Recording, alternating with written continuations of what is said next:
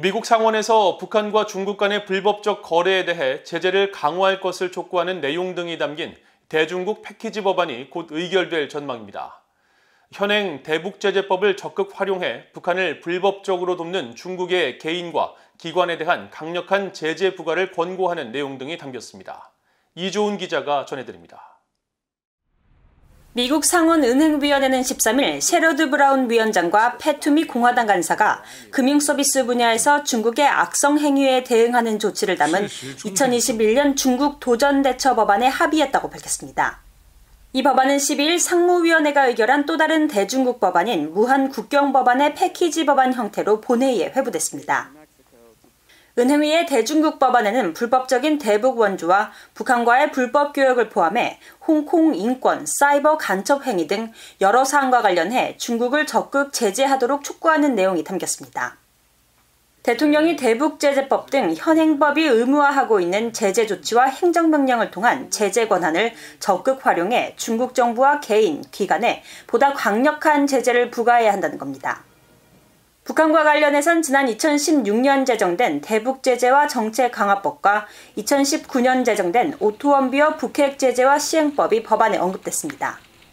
특히 미국이 국제금융기관에서의 의결권을 활용해 대북제재를 이행하지 않는 국가에 대한 국제금융기관의 지원을 막도록 한 원비어법 7124항에 따른 대통령의 권한을 사용해 중국의 악성 행위에 대응할 것을 요구했습니다.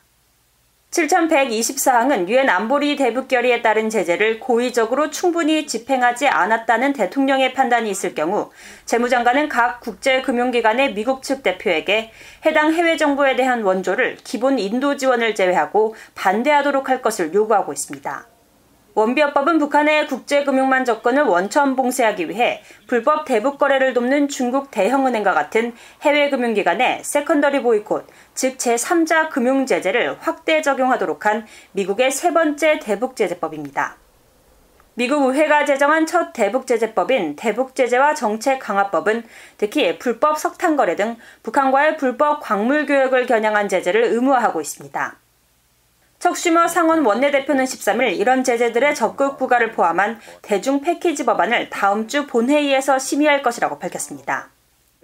It's my intention for the Senate to take up the Endless Frontier Act next week in a package with legislation to strengthen our alliances and partnerships, invest in the American semiconductor industry, ensure that China pays a price for its predatory actions, and boost advanced manufacturing innovation and critical supply chains.